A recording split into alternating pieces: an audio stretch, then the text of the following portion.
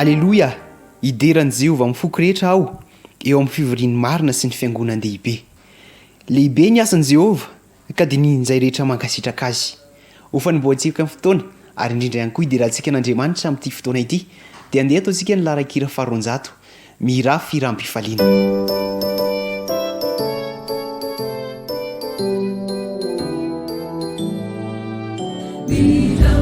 Firam-pifaliana hankalaza ilay tompona asandrato feo fidelana ubiro salano ata teja itumpumpana vuncana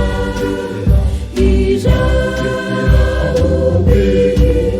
Jehova pamurunana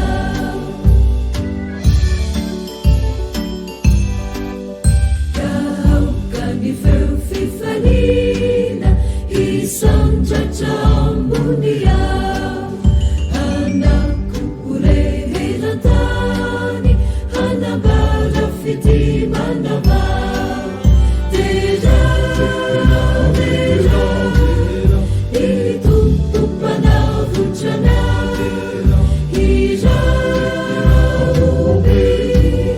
Jehova pamurunana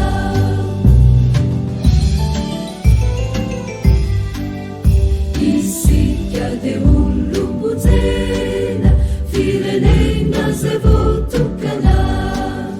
navutana taukulukuta Jesusi nunanafaka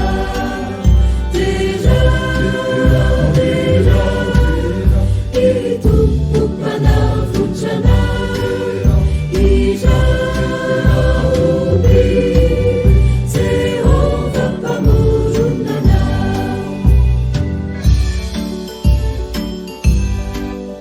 namangiansika tokoa ny tomponilany Jesu nomeny ny fanantenana handova ilay taniva deja itumpupana vuncana ija ubi Jehova pamurunana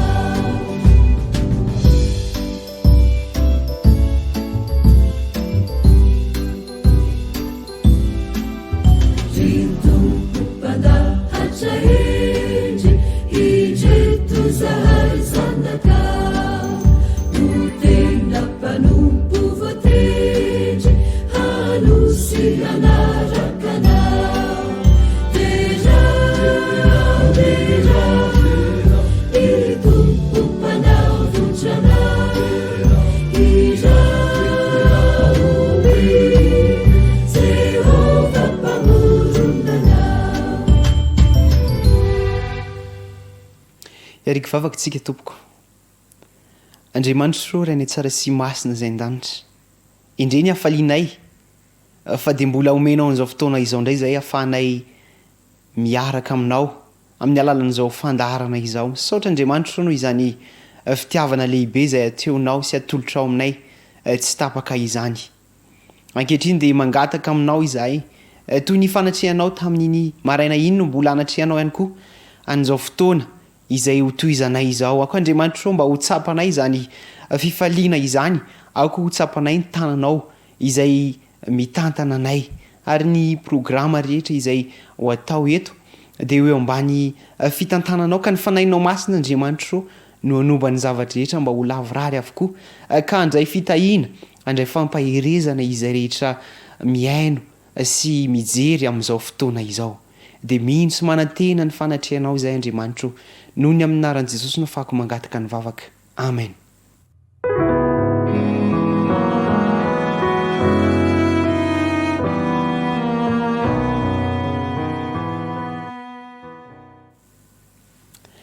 de ampifaliana indray no entinay miarabanao amin'izao fotoana izao arabaina satria de omen'andriamanitra tombonandro omen'andriamanitra tombotsoa indray sika ka afaka hiaraka eto ihany koa rety ampiandohana de efa mirary izahay ny sosiny tsara indrindra ho anao sy ny ankonanao izay mijery amin'izao fotoana izao ny maison de la communication zay no miaraka aminao indray zany am'ty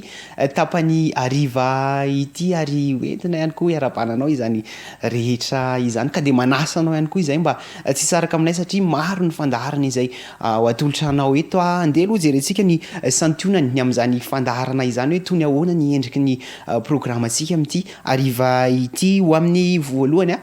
de araky le fanteneniko teo hoe maison de la communication iny zany mety nametra-panontaniana anao hovaliany vola hery setra ny aina ao anatin'ny fandaharana voalohany izay resaka izay ny faharoa kosa de iresaka ihany koa sika mandindina am'zany fahasalamana izany ny fahatelo de omentsika anjara ihany koa ny ankizy fa tsy ataontsika eny anjorom-bala koa sanatria fa omentsika anjara izy ireo am'ty hariva ity ary famarana ny sabata de mandray vatsy manokany sika ireo zany programmatsika ireo no endriky ny programmatsika am'ty hariva ity ka de anasananao ampitiavany zany rehetra izany mba hiaraka aminay fa mialohany zany aloha de andao hiaraka atao anatin'ity hira ity sika de anazavany am'zany hoe maison de la communication zany vola hiry setra ny aina rehefa avy eo.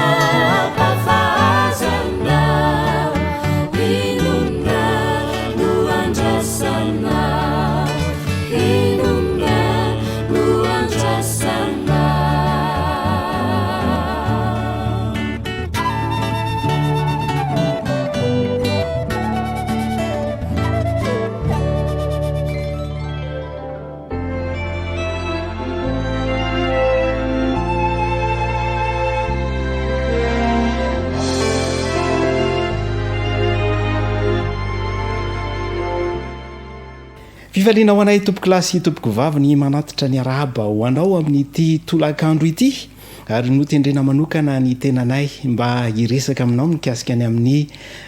tranobe ny fifandraisana na ny maison de la communication any fédération na Madagasikara vony misy sampana vitsivitsy izy io ka isan'izany ny médiation. Ny médiation dia orinasa tserasera na entreprise de média. Izy io raha tany am-boalohany dia fakana sary an'ilay antsoina hoe valatahakaziona, izany hoe fanehoana ny fambolena izay tsy mampiasa raha chimika na zezika chimika na famonoana bibikely izay fananan'ny fédération na Madagasikara foana ihany koa dia nalaina sary mba ho aparitaka amin'ny olona amin'ilay vokatra antsoina hoe bio, izany hoe mahasalama tamin'izany fotoana izany. Ny taona 7 anefa vao tena nisy ny antsoina hoe direction na ihany koa ny antsoina hoe fitalehavana tao amin'io orinasa tserasera io. Ka ny zavatra tsara ho fantatra momba ny médiation dia izy dia mamokatra rakitsary, mamokatra rakipeo. Zay zao no namatarana azy. Fa fanampin'izay ihany koa dia mamokatra n'ireo fitaovana ilain'ny département taonivon'ny fédération na Madagasikara foany tahaka ny conférence na famelabelara-kevitra ara-tsoratra masina na ihany koa fiofanana tokana amin'ny ho an'ny fiangonana izany.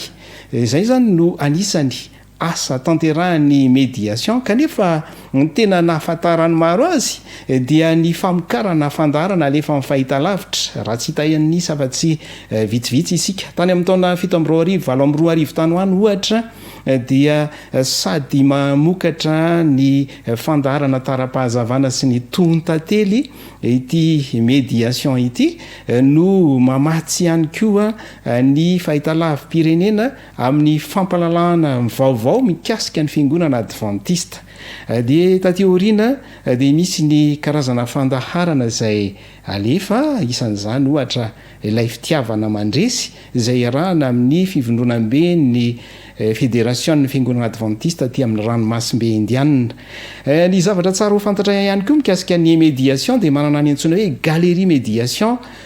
io sampanasa io, izany hoe fanehoana n'ireo sanganasa any artiste na antoko-pihira izany na tarika ka amidy eny amin'ny mpanjifa izany. Fa ny sampana anankiray faharoa anatin'ny tranobe ny fifandraisana dia ny radio Oasis. Ny radio Oasis izay tany amin'ny taona 2000 no nitokanana azy, 2 mars 2000 zany. Ankehitriny izy io dia manana rantsana, izany hoe extension amin'ny faritany 5 amin'ireo enina, andeha ho tany saina vitsivitsy zany. Ny radio reniny dia eto Antananarivo ary misy ny any Antsirabe, Faratsio, Tsironomandidy. Raha ny faritany Tomasina kosa indray dia misy ny any Ambatondrazaka, Tomasina ary Mananara. Faritany Toliara no ahitantsika ny Faradofay sy Toliara, faritany Fianaratsoa ao Fianaratsoa renivohitra sy any Ambositra no misy azy. Raha ny Mahajanga kosa indray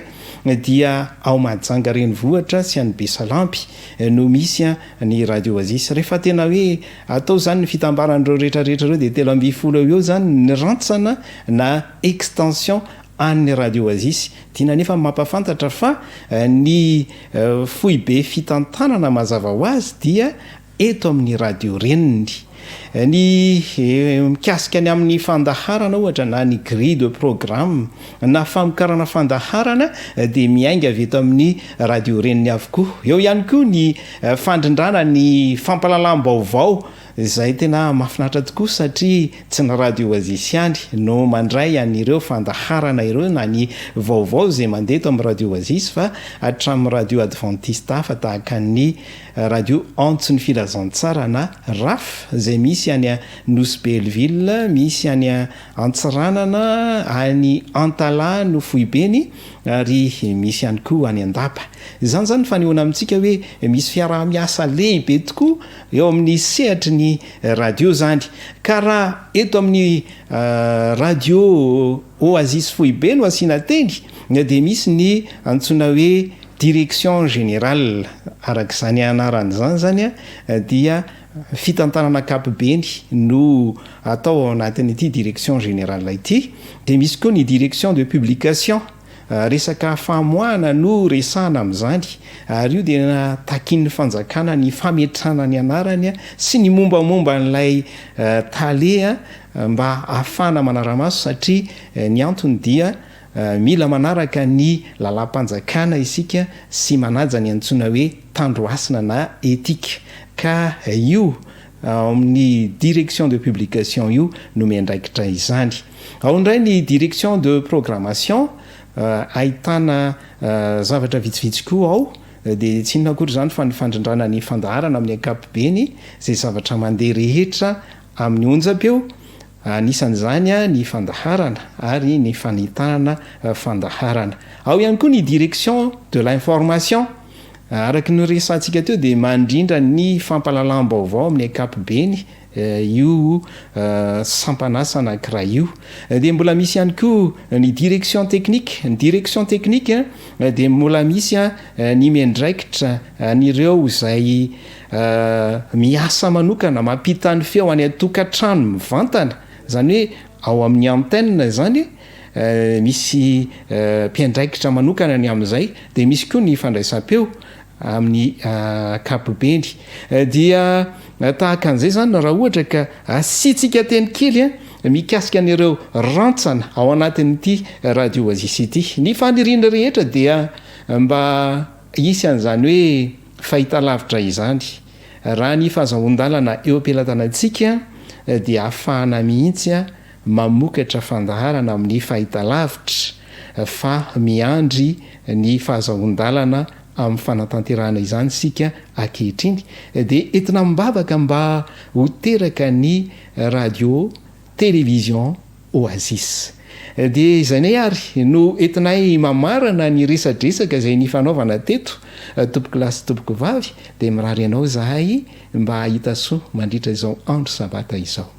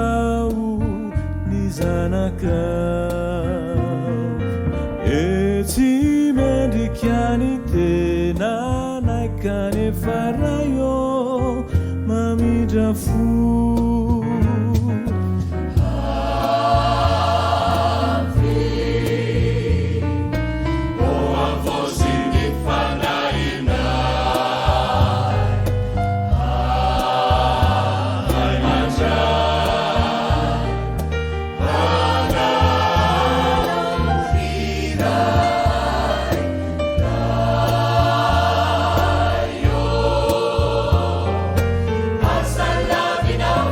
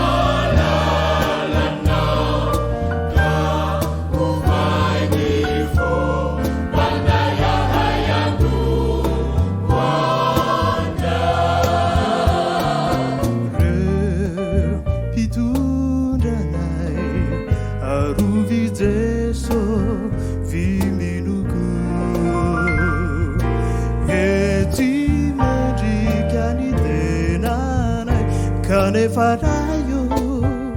mamindrafo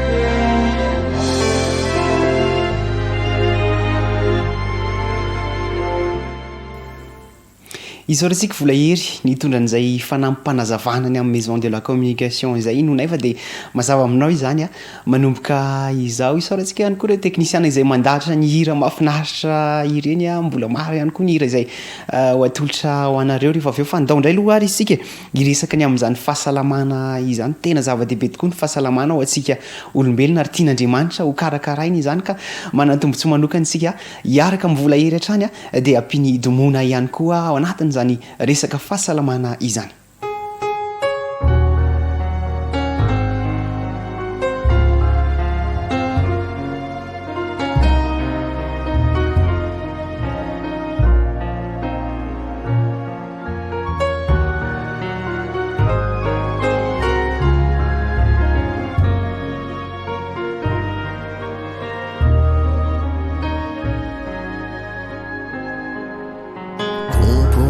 Yanao no mahalala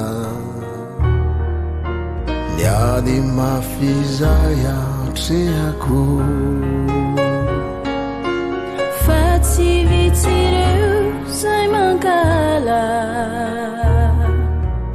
aoky anao no fialofako fantatraoko izay nataoko sonao ny fiairako miloreraka ny foko sy ny sakio ka dia mila famonjena viamina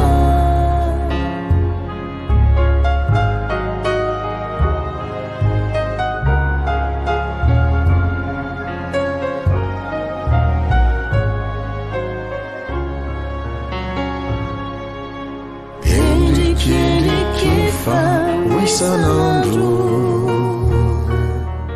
aminireo zava-tsy nata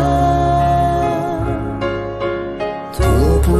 ianao mahalala ny andro hitrangany marina toy za fantatraoko izay nataoko sonao ny fiairako miloreraka ny foko sy ny sakio ka dia mila famonjena viamina fantatraoko izay nataoko dia masonao ny fiairako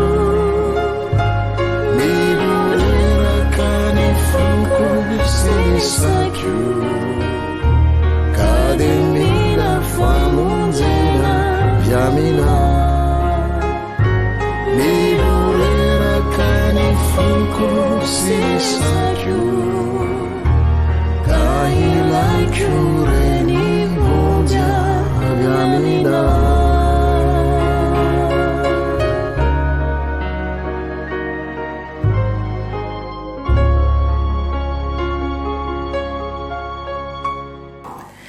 toy ny farilavavany ny fiarabana ka tsy lany mamina na dia efa nanotanterana azy zany hatramin'ny any keo maraina dia mbola mahafisina trany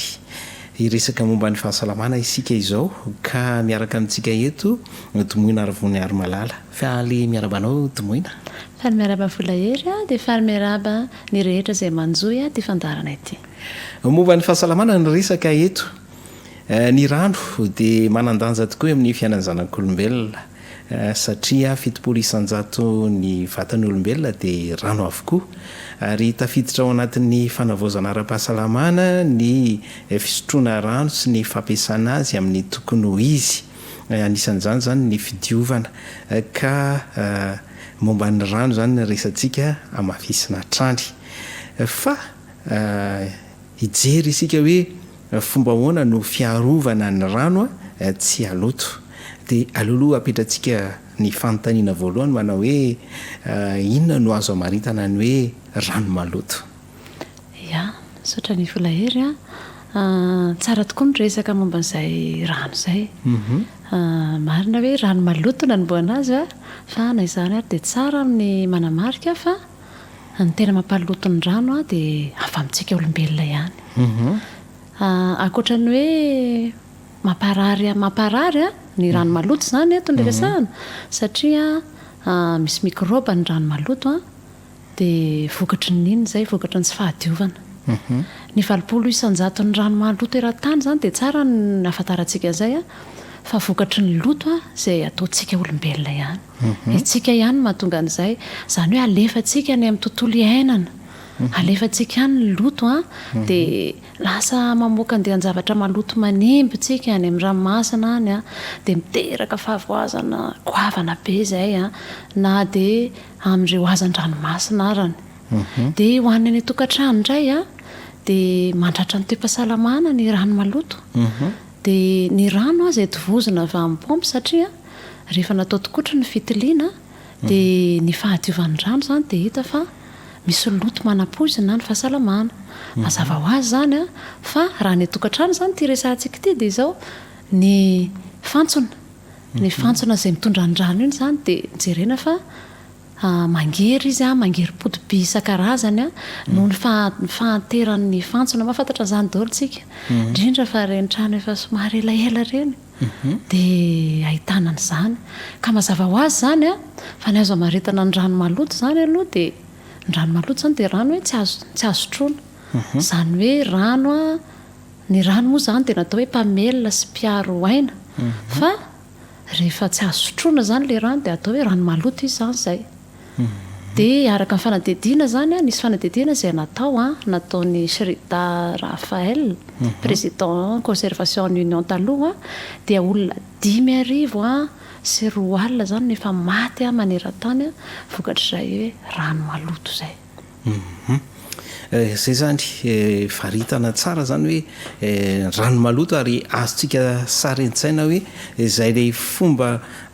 fantoton'ny olona ny rano zay zany no miteradoza ho an'ny vatantenany ihany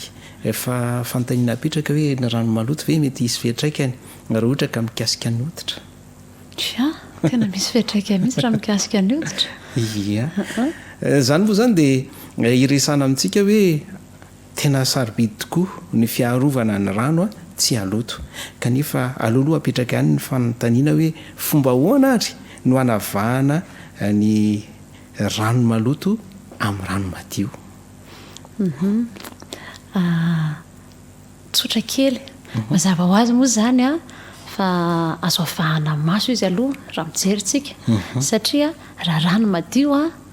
dia tokony tsy misy lokony izy zany raha madio zany ny rano a dia sady tsy misy lokony izy a tsy misy fofona izy a izay aloha zany anavahana azy fa rehefa hoe maloto aloha zany le rano dia lasa misy couleurany izy na izay lasa mavomavo menamena maintsomaintso izay lokony eo dia izay aloha zany voalohany hamantarana hoe rano madio ve ty fomba fijery zany zay tonga dia hoe mijery mivatantsika fa akoatran'izay a raha ohatra ny hoe tia hafantatra hoe ahoana ny hijerena ny rano madio satria indraindray mety voafitakintsika mety hoe rehefa hoe rano fotsifotsy izy zany a tsy misy lokony izy a dia hoe madio zany zay nefany a mety tsy adio koa le rano dia ahoana ny mety hafantarana azy a dia izao maka tavoahangy tsika no maka tavoahangy dia alatsaka ao ilay rano dia avela maharitra ora maromaro izy ao dia eo tsika mahita fa raha ohatra ka maloto ry anazy zany dia hita mijanona mitsingevana any ambany any a mitsika any ambany any ilay loto ka mety hoe fotsifotsy ilay rano zany mety tsisy couleur fa mety maloto ihany ilay rano zay aloha zany tonga dia fomba hamantarana azy araka ilay voalaza teo zany dia mety hoe hitany maso ilay izy reniny orona satria roa zany no retsim-pandre natolotra ny tompo andriamanitra atsika dia fomba hamantarantsika hanavaditsika tsara hoe ny rano maloto sy ny rano madio fa raha ohatra koa rano miandrona rano miandrona zany zao dia mety miteraka lomotra izany dia misy koa ny rano nataontsika hoe nitehiriziny olona anatina tavoahangy aza ka misy ohatran'ny inako fotsifotsy zay le ry ambany ery ohatran'ny ataontsika hoe lomotra fotsifotsy veny laza mihitsy sa inona no laza trouble ao izy no fiteny vazaha fa tsy haiko le lazana azy amin'ny teny gasy dia misy calcaire manko ny rano any dia ry ambany ery tsy maintsy misy an'ilay ohatra fotsifotsy be iny calcaire fa izy zany ohatran'ny somary misandraondraoaka zay zany izy hoe trouble ao izy ny fiteny vazaha zay koa zany hamantarana hoe loton'ny rano zany amin'ny kapiteny efa ahoana ary natao mba hitandrovana ny fahadiovan'ny rano satria izay ny tena antony zao fandarana iresantsika eto zao voalohany aloha zany dia mba hitandrovana ny fahadiovan'ny rano zany hoe zaraintsika roa ilay izy anankiray zany amin'ny tontolo iainana dia avy eo any any mitokantranotsika tsirairay avy any raha ny amin'ny tontolo iainana aloha zany dia izao mila tsy fampiasantsika n'ireny insecticide reny aloha zany anankiray dia famonoana bibikely reny aloha anankiray dia ny zezika simika koa zay koa zany anankiray ary indrindra ny lavapiringa io ny tena indraindray tsika malagasy ohatrany tsy dia mihevitra anazy io nefa izy io tena tokony jerena tsara mihitsy rehefa manao lavapiringa dia tandremo mba tsy amin'ny lalan-drano zany ny asiantsika anazy ary tsy azo atao amin'ny toerana ambony izy sao dia ny lavapiringa indray ny lasa ambony dia ny rano indray ny lasa ambany satria mazana moa ny atsika zany lavadrano daholo ny akamaroany ny olona tsirairay avy dia alao tena jerena tsara zany zay rehefa manao an'izay tsika dia alao ny lavapiringa foana ny ambany fa ny lavadrano ny ambony dia mila manao tetikasa koa tetikasa fanadiovana sy fitantanana ny rano maloto amin'ny tanàna anankiray mba hiarovana ny tontolo iainana koa zay tokony hosovany ireny rano maloto ireny fa tsy avela andehandeha fotsiny amin'ny tatatra ireny rehefa mandeha fotsiny amin'iny manko ilay rano maloto dia mivarina iny dia rehefa mivarina iny dia mivarina any amin'ny lakan-drano ihany iny dia iny indray ny tovozitsika rehefa avy eo zay zany aloha anankiray dia eo amin'ireo orinasa lehibe ireo koa ny déchets chimiques efa amin'ireny orinasa ireny dia ireny tokony tsy ariana anaty rano dia mazana koa ireny ariana any amin'ny ranomasina dia haintsika moa zany nosovitan'izay zavatra be be izay tokony izay koa zany mila jerena tsara dia misy karazana zavamaniry izay azo ambolena izy io dia ny asan'izy io dia mitazona ny loto ary mamoaka rano izy ary rano azo ampiasaina tsara amin'ny fambolena izay koa zany tokony tetikasa tokony tena ho atao izay tetikasa anankiray izay ary zay ny tontolo iainana zany aloha fa hoaniny any amin'ny tokantrano indray dia araka nefa nilazaiko teo aloha teo dia izao mila soloina ireny fantsona reny fantsona izay mitondra ny rano rehetra ireny zany mazana izy ireny efa antitra dia tokony soloina ireny dia mila mampiasa filtre koa tsika efa maro be ny karazana filtre azo ampiasaina izay moa zany tsy hanao resaka ireny fa dokam-barotra indray fa tsika mahita hoe inona tokony ampiasaina fa ny tena tsara dia izao alao mampangotraka rano sady tsy mandany vola iny ampangotrahana tsara ny rano dia iny no sotroina ary raha vitantsika raha moa hoe izay mihitsy no anasana ny legioma ny fruit ny rehetra dia alao mampangotraka an'iny misy tokantrano n'olona anankiray izay dia izy tena mahavatra mihitsy mampangotraka rano foana dia tehiriziny ny rano iny dia iny ny azona ampiasainy anasana ny fruit ny legioma rehetrarehetra dia azo antoka tsara ny fahasalamana sady tsy mandany vola iverenantsika kely zany amin'ilay resaka tontolo mantsy ny resaka anao tao hoe zezika chimique zany hoe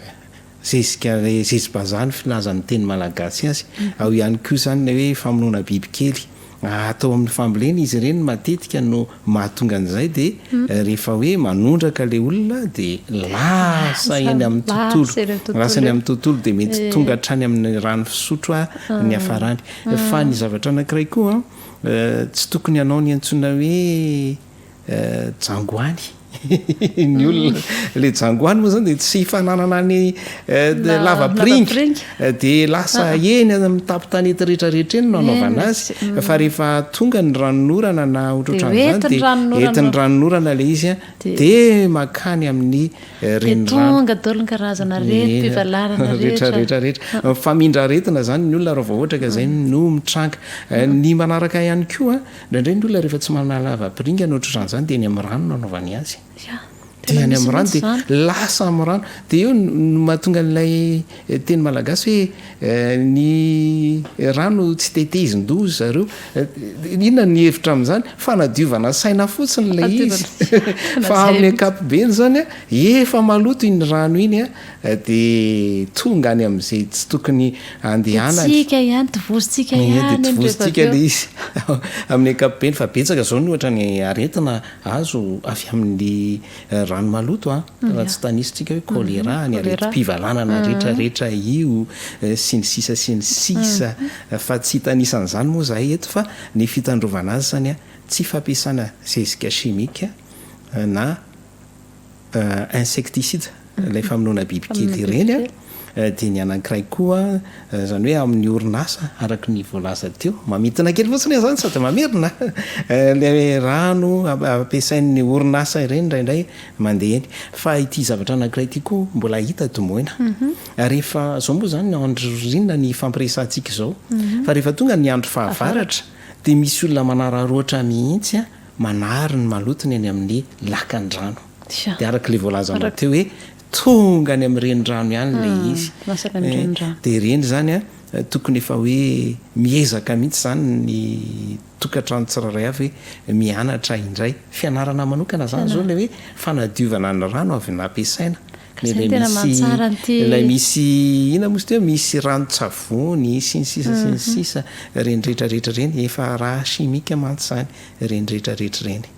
de namafisiny teo ny fampiasantsika fanoloantsika ny fantsona matetika hoe mba soloana zao moa ny akamaroan'ny fantsona ohatran'ny efa vita amin'ny plastika fa tsy natao tamin'le vy ireny intsony fa le taloha mbola le vy ireny daholo ny akamaroany de ilayntsika zany ny mandray ny torohevitra rehetra mba hananantsika ny hoe rano madio fa na ny rano sotroina na ny rano isasana de tokony madio indrindra hoy izy araky ny fanazavany teo nazavany domoina teo zany hoe na ny anasana ny reny ataontsika hoe reny manko hoanina manty izy ireny de zay mahatonga anazy hoe tena mila voadio tsara ka izy hoanintsika manty iny raha ohatra ka le rano nasantsika anazy ka rano tsy madio de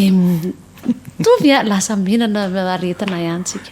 fa ndraindray mantsy misy fahazaran'ny tanora ny mba mivohatra ohatra hoe voankazo anankiray etsona hoe pibasy de misy izy iny mantsy misy volombolona zay de ndraindray alaina izy ireny de fafafafana ohatr'izao fotsiny de hoaniny fa le izy zany mila mandalo rano sasana mihitsy zany ny voankazo zay vao hoanina amin'ny ankapobeny eny ary amaraparana nyity fandaran'ity isika inona reny no afatra azo atolotra ny afatra de zao ny rano de aina ny rano de iny mila tandrovana tena mila tandrovana tsara zany fahadiovan'ny rano ary tsika tsirairay avy de tena mila mahatsapa-tena ka tsy hanary afako eny amin'ny rano rehetrarehetra eny ny fahatsapa-tena ny tsirairay zany zay no antoka ny fahasalamana de tena mila madio zany tsika tena mila mitandro ny fahadiovantsika misy manam-pahaizana anankiray zay nilaza izy fa tsy misy mahalala ao izy nasaripidin'ny rano raha ohatra izy ka mbola tsy nisedra tsy fisiny rano de maro amintsika reo zay manaraka ty fandaran'ity mino fa mbola tsy nisedra zany hoe tsy fisina rano zany ka misarika ny saintsika androany fa mafy tena mafy zany hoe tsy fisiana rano zany ary tena mafy mahazo an'ireny any atsimo reny ka mila mitandrina itsika mba tsy hanao fandaniam-paona tsy ampiverana andrano fototra ny fiainana ny rano tsy fisotro ihany ny rano fa sady fidiovana izy fanadiovana izy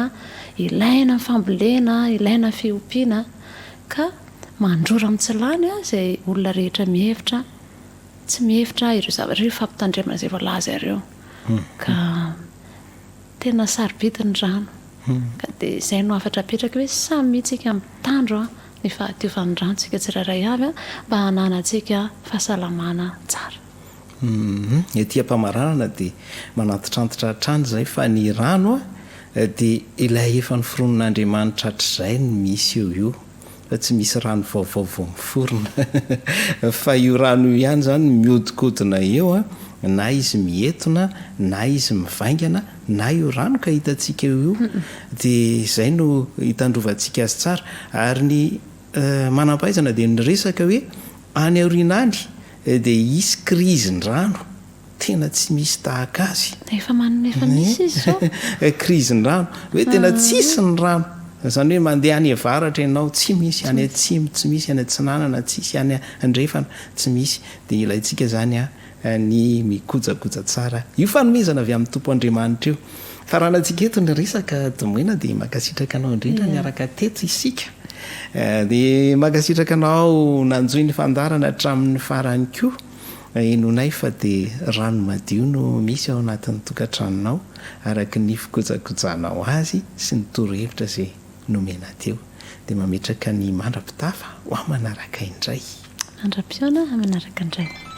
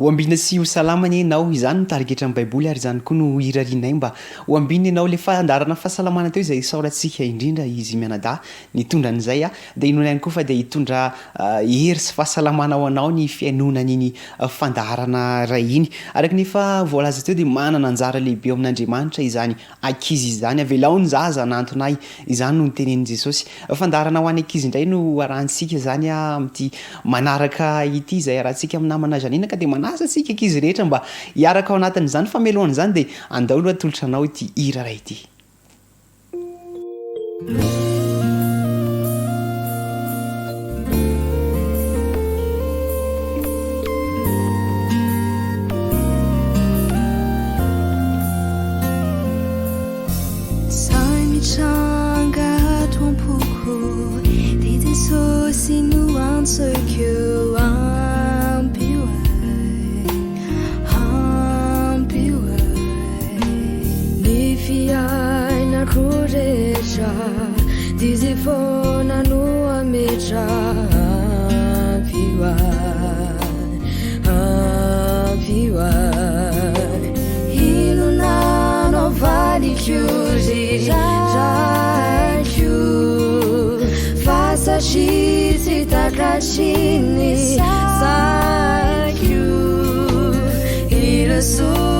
Tubakau hachizai ashamizao ni faswavanao numatuizao irafona nwewa babaku nefatiaji uwa lazaku samachatuku zai matukiana quand wejinya satanana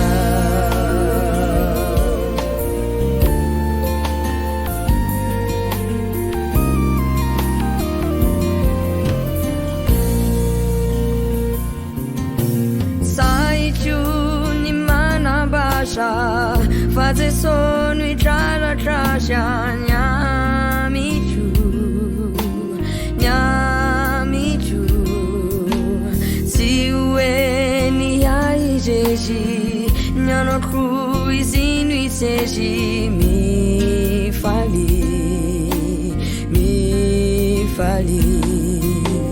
hinonano avalinao ny tompo faniay de izy no inoko o meu voninahitra lay tompoandry amanitra fasambazana maharitra fonaneo ambavako nefa tsy azy ovoalazako samatra toko zay matoky anao kanto viriny asatananao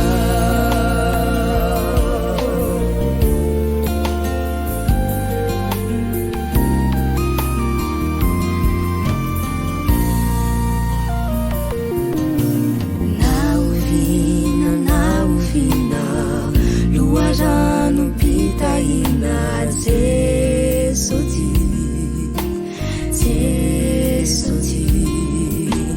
kadezaiko isanandro nazivanato andro Jesoti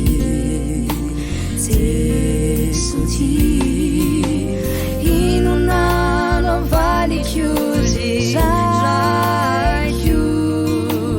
fasashiti takashini saikyu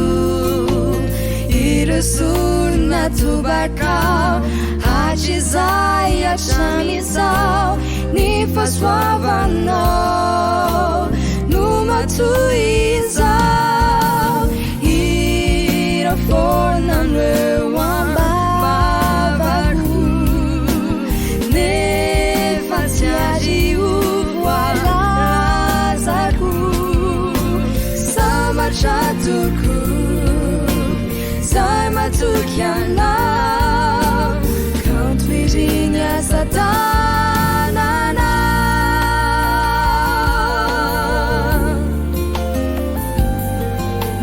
Count Virginia Satanana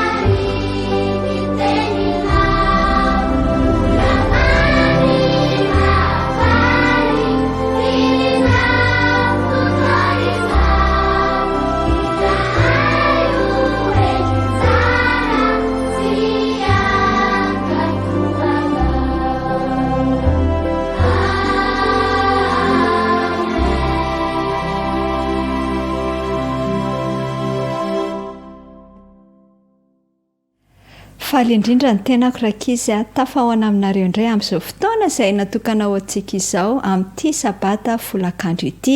mahafinaritra indrindra ny tondra tantara mahafinaritra andraisantsika lesona kanefa dia mialoha izany dia andehantsika hivavaka ndao ary hivavaka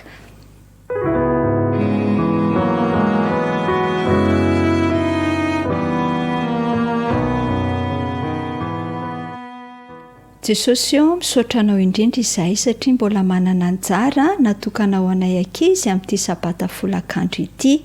hianatra lesona mahafinaritra eto izahay. Mangataka amin'ny fanahinao masina jesosy eo ampitoetra izany aty amponay sahady omeo anay ny fifatohana amin'ny anaranao nangatana izany. Amen.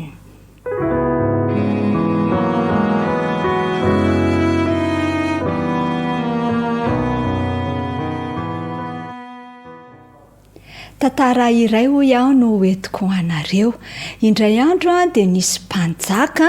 izay nanan-kevitra rakizy fa mba te hahafantatra hoe hatraizany fahendrena sy ny fahaizana nanan'ireto vahoaka izay tantaniny reto, ka dia naniraka ireo hirana izy mba hamoron'ny vahoaka. Inona hoy ianao ny antony hamoriana amin'ny vahoaka?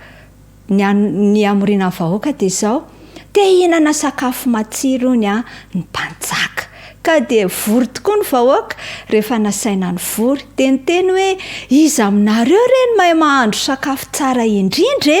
fa te hihinana sakafo faran'izay tsara mafilotra ny mpanjakantsika. Dia mifampitoditodika daholo eny ny olona tonga ny vory hoe iza reny mahay an'izany dia taony ny eritreritra hoe za aloha tsy mahay an'izany tena sakafo amin'ny mpanjaka izany tsy haiko izany. Dia fampijerijery teo ry fampiandriandry. Indro rakizy nisy raim-pianakaviana anankiray nanapa-kevitra. Raim-pianakaviana dada zany ity nanapa-kevitra na nangatanana izy dia niteny hoe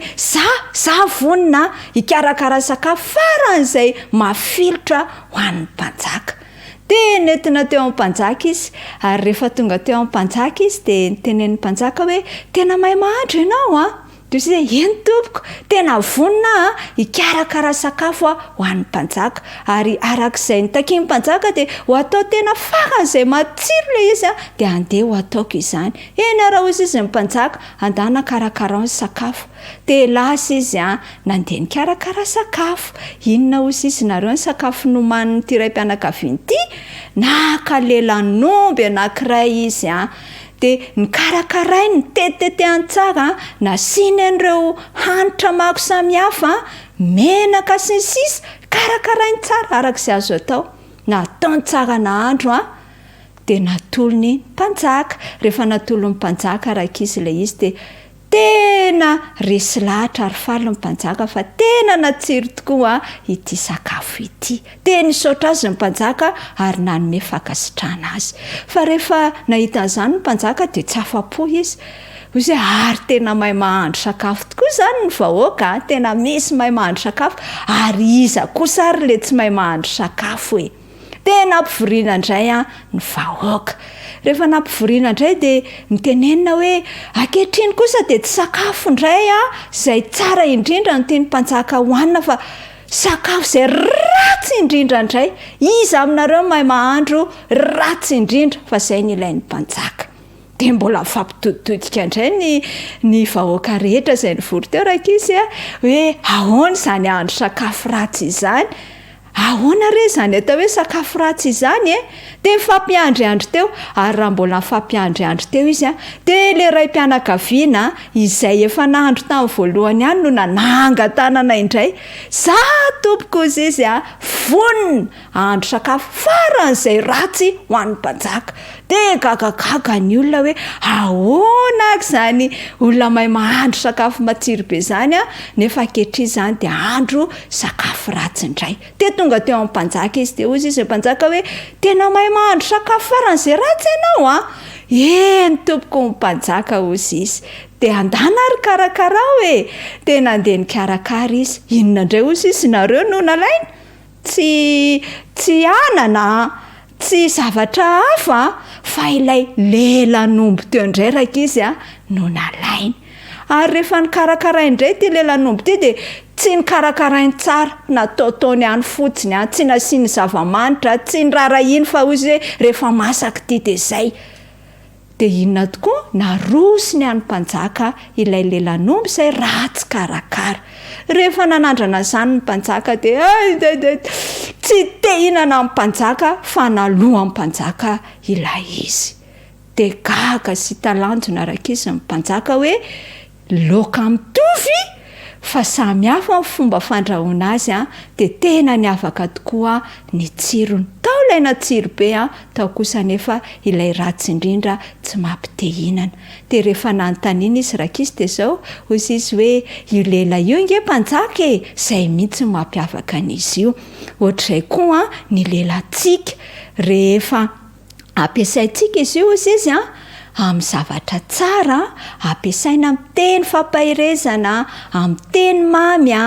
amin'ny teny a hideranan'Andriamanitra sy hanaovana zavatra tsara mandrakariva de hitondra hery sy tanjaka ary fahasalamana ho an'izay miaino azy. Fa raha kosa izy io a ampiasaina amin'ny zavatra ratsy a, hitenenandratsy, andangandangiana, hamitapitahan'olona de miteraka aretina ary dia tsy ahasoa koa izay rehetra maheno azy. De hozy izy Jesosy andraisantsika leso zany tataka zany rakizy a, izay voasoratra ao amin'ny Salamo a 420 andenga eo raisitsika amin'ny baibolintsika e, Salamo 430 de hozy izy hoe de arovy ny lelanao amin'ny ratsy ary ny molotrao mba tsy hiteny fitaka. De arovy ny lelanao amin'ny ratsy ary ny molotrao mba tsy hiteny fitaka. Tsarovy ara ny tantaran'ity sakafo izay natsiro ity izay samy lela de zao hoe tiany Jesosy ny ankizy a hiaro ny lelany amin'ny ratsy sy ny molotra mba tsy hiteny fitaka, fa kosa mba ho sakafo tsara sy matsiro ho an'ireo rehetra izay mifanerasera amintsika nerakizy a io lelantsika io. De Jesosy ta manokana anao e, ho ankizy mahay miteny tsara, mendrika aja ny ankizy rehetra, ho teny fitenin'ny lanitra ny fitenitsika. Andeha hoe tsika mbavaka izany ary e.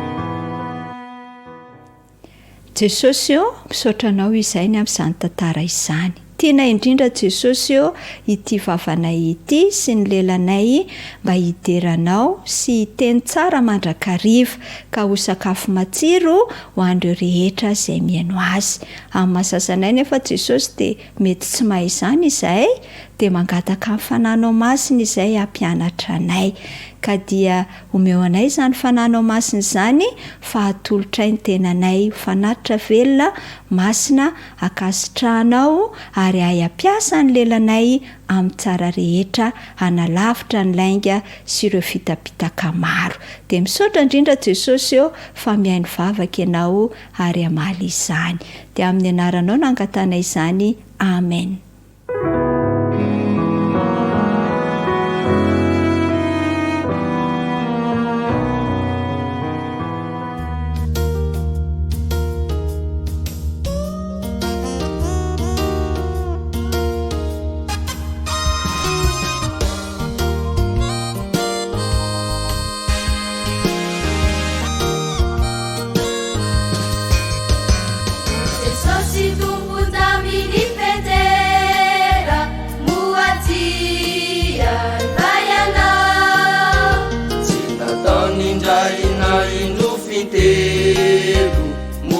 Tena tia tuku vayana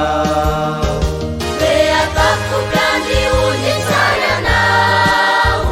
Beitaji atuko usu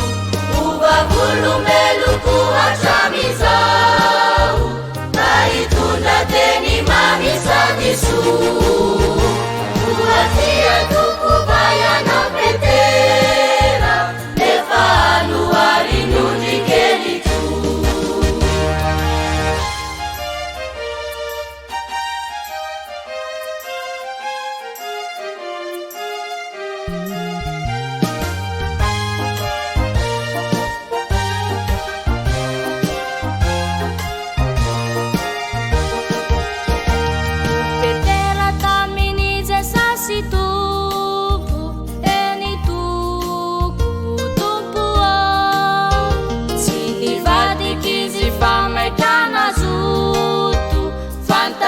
Fatena tika no Jesu E ataku kandi unisayana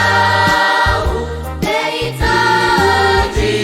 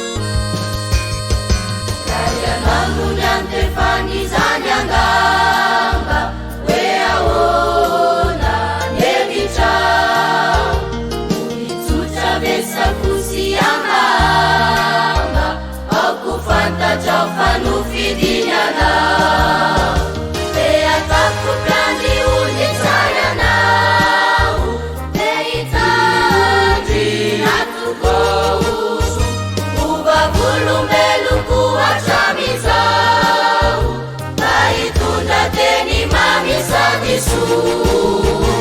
Uatia tukubaya petera Nefanu arinundi kelitu Beataku plani ujitaya nau Neitadi natukousu Uvavulu meluku hachamizau Taitunda teni mamisa Yesu Uatia tukubaya petera Nefanu arinundi kelitu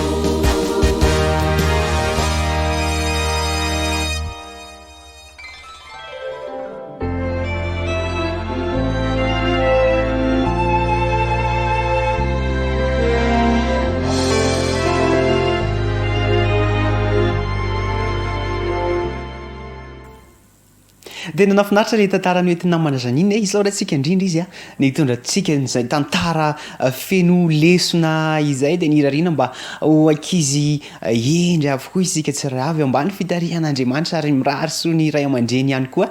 fa efa mamaraparana sahady ny fotoana isika ao amin'ity sabata itya isaorana hatrany ianao izay manaraka an'izao pezy izao izay manaraka an'izao onjam-peo izao ihany koa fa ohatrany tsy feno izany ny sabata raha tsy mandray zany fampaherezana izany vatsy izany ka omenanao indrindra izany tombontsoa izany ankehitriny iarahantsika amin'ny pasteur misaela izany vatsy ara-panahy izany ka dia mametraka ny veloma mandrapitafa ao anao izay eto amin'ny maison de la communication ary mirary ihany koa fitahian'Andriamanitra feno fanatrehan'Andriamanitra ihany koa ny fiainanao ary ao amin'ity herinandro vaovao izay hody avintsika afaka fotoana foy ity dia ho feno an'izay fitarihan'Andriamanitra izay veloma tompoko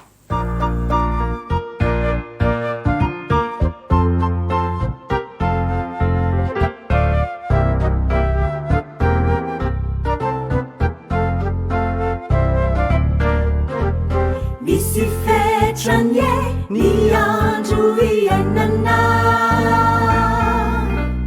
ka tsy alehove alefa ny fisainana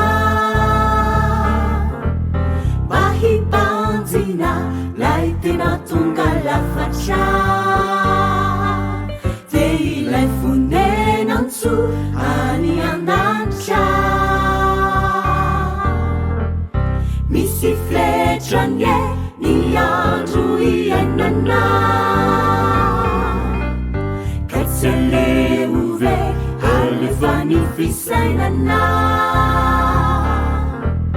mba hibanjina lay tena tonga lafatra dia ilay fonenantso any an-danitra misy anjaranao zay miandry ka tia mahereza ary matoky raisony mpamonjy dia Jesosy manana lay tsara lavitra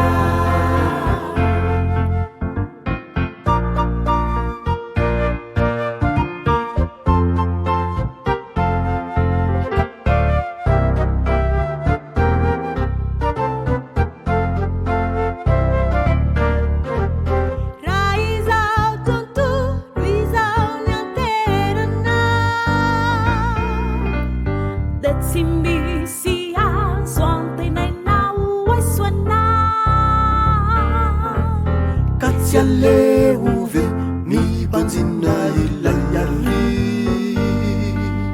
dia ilay fonenantso any an-danitra raha izao tontolo izao ny anterana dia tsy misy azo tenainao aisoana ka tsy alehove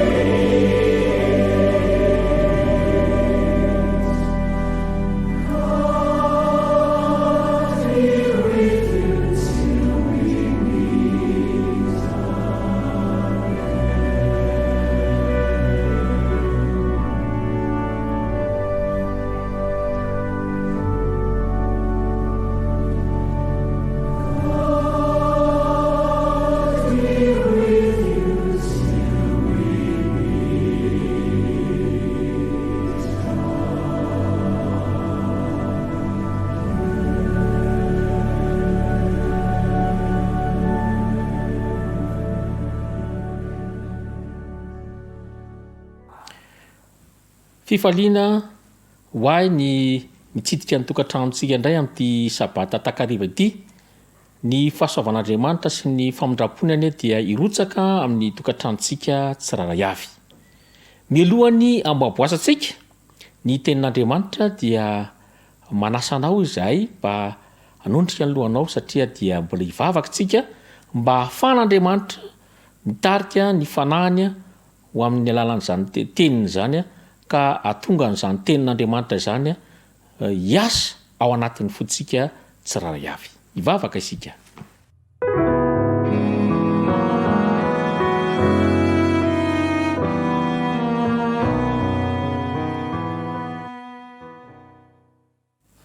Tompo Andriamanitra lehibe sy avo indrindra ny an-danitro, makasitraka anao izay ny amin'ny tantananao ny fiainanay ka tonga amin'izao fotoana izao indray mba handinika sy hamatatra ny sitraponao amin'ny alalan'ny fandiniana ny teninao. Mitenena ary Jehovah fa dia miaino izay mpanomponao. Aoka Andriamanitra ianao ny bitsika anatin'ny fonay tsiraray avy ary amela ihany kosa ny fahatsoanay rehetra. Noho ny amin'ny anaran'i Jesosy ihany nanona ny vavaka. Amen.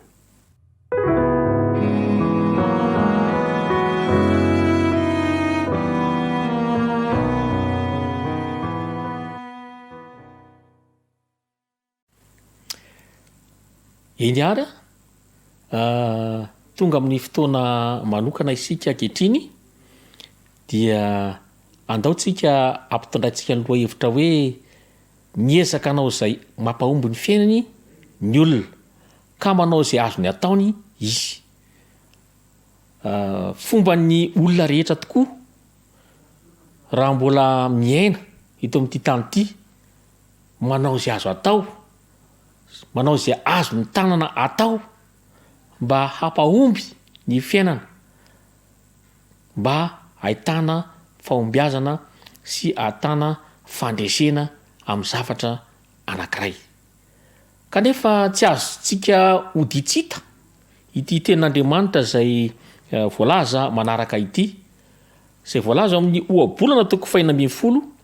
ka ny andininy fahasivy. Ny ohabolana toko 420 ka ny andininy fahasivy. Vakitsika amin'ny anaran'i Jesosy zany rehefa hitatsika manao hoe ny fon'ny olona mihevitra tsara ny alihany fa Jehovah ihany no mahalavrary ny diany. Iza tokoa moa no olona hoe tsy mihevitra tsara ny alihany, hoe raha andeha androso dia aiza nasiko ny tongotro, aiza nasiko ny tanako. Kanefa tsy azontsika lavina dia zao hoe ninona fikasantsika olombelona dia Jehovah ihany no mahalavrary ny diany. Ny mahafinaritra nefa dia zao, io Jehovah izay tompontsika io dia mahafantatra zavatra mialoha ary mataka zavatra lavidavitra kokoa noho ny fisainantsika olombelona. Ary ny sitrapon'Andriamanitra dia zao, ny tsy aso lafaka atsika fa mahalala hevitra tsara hieverana anao Jehovah. Zay ny mahafinaritra an Jehovah. Andeny hijery tantaran'olona anankiray isika. Nisy olona anankiray ataontsika hoe ranamana ny anarany, mba maniry tonga mpitsabo ony rehefa mba nanontanian'ireo mpampianatra azy hoe mba inona moa zany mba ataonao rehefa lehibe, inona ny mba asa tianao atao rehefa tonga amin'ny fahalehibiazanao ianao. Tena mampieritreritra azy lalina tokoa izany fanontaniana izany ary nalasa ny fisainany lalina. Nandeha ary ny andro sy ny volana ary ny taona ny fandimby. Tonga tao amin'ny kilasy famaranana na terminal D ilay ranamana. Dia mbola nibahana tao an-tsainy ihany le hoe hanao dokotera aho. Ary rehefa ratr'izay afaka baka aho dia izao ny safidiko dia nihiditra amin'ny école de médecine. Tsy arakarak'izay nefa, tsy arakaraky ny eritreretiny zany ny zavatra nitranga teo amin'ny fiainany. Nandeha raha ny fotoana zay nakana fanadinana baccalauréat. Nandeha ny session voalohany tao am-pianarana 770 ka hatramin'ny 170. Voaka ny valim-panadinana tsy afaka baccalauréat. Namerina session faharoa tamin'ny session io ihany de mbola tsy afaka ndray. De voatery namerina tao am-pianarana indray tao am-pianarana 170 roa amin'ny 170 mbola tsy afaka indray. De mbola nanao fanotelona roa amin'ny 170 telo amin'ny 170. De avy eo tamin'ny fotoana io satria tsy afaka mianatra any amin'ny sekolim-panjakana intsony de manenjika tony cours spécial baccalauréat itony de mbola tsy afaka ndray. De avy eo mbola lasa ndray na teo am-pianarana manaraka telo amin'ny 170 efatra amin'ny 170 mbola tsy afaka ihany. Farany kivy tsy te hianatra intsony. Ao ny fanarabian'ny namana hoe manampitrotraka zany zavatra zany. Eny na ny piray vodirindrina aza de tonga tany amin'ny fandatsana hoe fa ahoana ihany alahy ty e. Zany ny resaky ny olona. Kanefa raha ny fiainany tao an-trano ny diniana hoe mba nahoana zany ny fiainam-pianarana de mba olona nanao zay azony ataony ihany izy. Fa hita kosa fa rehefa tonga ny fanadinana no nitahotra mafy mibahana ao an-tsainy na de mahay ihany azy any am-pianarana de hita fa tsy mahay maka fanadinana izy. Rehefa nakany baccalauréat izy ny tao am-pianarana 470 sy 570 dia indra izy fa afaka soma tsara ihany rehefa nampahirezin'ny namany sy ireo mpiara-mivavaka taminy tamina satria tamin'ny fotoana io ity ranamany ity de niditra tamin'ny sekolim-pinoana indray zany hoe tsy nanao an'le cours tsony zany izy fa lasa niditra niverina an-tsekoly indray. De isaoran'Andriamanitra tamin'izany fa tonga tamin'ny fahombiazana ihany ilay ranamana. Eny na ny mpampianatra azy azy dia nampahery azy. Gary zay ny antony na tonga ilay fahombiazana teo amin'ny fiainana. Ny zavatra nitranga nefa zay navarina de zao lasa mifidy sampam-pampianarana itony teolojia itony indray izy fa tsy ilay mpitsabo efa matipatisany teo aloha zay efa nolazainy hatry ny ela no nataony. Ankehitriny dia lasa mpitsabo ny fanahin'ny olona indray le ranamana taty aoriana fa tsy mpitsabo ny vatan'olombelona sy ny aretina zay mifandraika amin'izany akory. Ny zavatra azontsika antoka nefa de zao Jehova irery ihany no mpandamina ny fiainantsika olombelona sy mahalala ny mahasoa ny taranak'olombelona. Andeny jerentsika ty zavatra lazainy Salamo fafita amin'ny 3:5 ity manao hoe akino amin'ny Jehova ny lalanao ary matoky azy fa ataony tanteraka. De mbola manamafy ihany koa ny ohabolona toko 2:7 manao hoe akino amin'ny Jehova ny asanao dia ho lavrary izay kasainao. Eto zany dia manamafy ny tenin'Andriamanitra fa rehefa manankina ny fiainanao amin'ny Jehova ianao na ny lalanao dia ho amboarany Jehova ataony tanteraka. Eny mety tsy araky ny eritreritrao ny lalana nosiritan'i Jehova amin'ny fiainanao fa de zao ataony tanteraka ilay lalana izay kasan'Andriamanitra eo amin'ny fiainanao. Akino amin'ny Jehova ny asanao dia ho lavrary izay kasainao. Zay ny tenenin'i Jehova teto. Jehova ihany nefa no malavrary ny dieny hozy isitsika teo. Jehova ihany nefa no anome faindresena sy alavrary ny fikasanao. Ankehitriny dia mirary anao hanao fanandramana mahafinaritra miaraka amin'ny Jehova mandritra ity herinandro izay misokatra ity.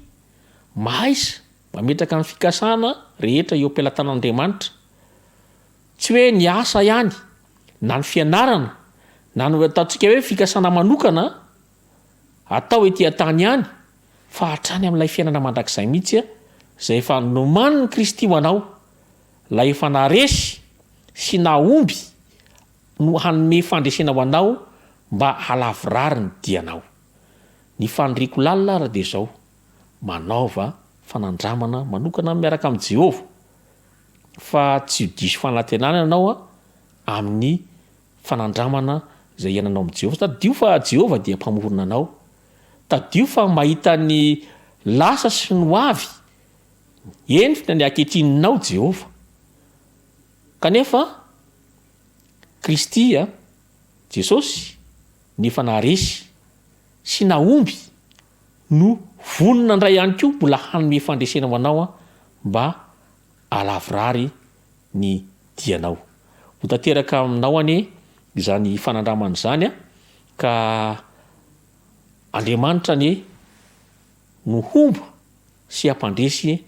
ny fiainanao a mba ho lavrary, satria Jehova ihany no afaka mandavrary ny diantsika sy ny fikasantsika rehetra. Andriamanitra ny hita antsika rehetra. Amen. Ankehitriny dia andeha indray isika hivavaka manokana amin'Andriamanitra ny amin'izany mba ho tanteraka eo amin'ny fiainanao izany afatra lehibe omen'Andriamanitra anao sy ho ahy izany.